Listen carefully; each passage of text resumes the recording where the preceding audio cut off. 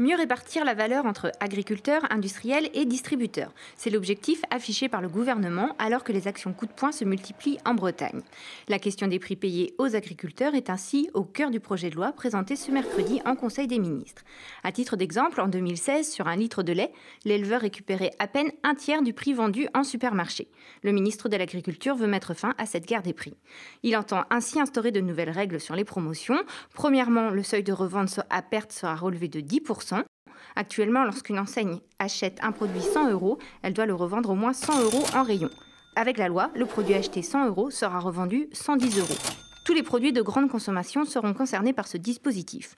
Autre mesure, les promotions seront limitées. Fini le 1 acheté égale 1 gratuit, place aux 3 produits pour 2 achetés. L'une des mesures les plus novatrices de ce texte est l'inversion de la construction du prix. Aujourd'hui, on part du distributeur. La loi prévoit que les producteurs proposent le contrat aux acheteurs et non plus les acheteurs aux producteurs. Et ceci afin de partir des coûts de production. Ils seront calculés grâce à des indicateurs fournis par les interprofessions. L'objectif est de rétablir un meilleur revenu aux agriculteurs. Actuellement, 30% d'entre eux ont des revenus équivalents à 350 € par mois d'après la MSA. Enfin, le gouvernement veut aussi encourager les agriculteurs à monter en gamme. Il souhaite ainsi développer le bio dans les cantines. D'ici à 2022, elles devront servir 20% de produits bio et 30% de produits régionaux ou issus des labels. Au final, ces différentes mesures devraient entraîner une augmentation des prix pour le consommateur. Reste à savoir s'il est prêt à payer davantage. On peut en douter quand on voit les récentes émeutes pour du Nutella et des couches en promotion.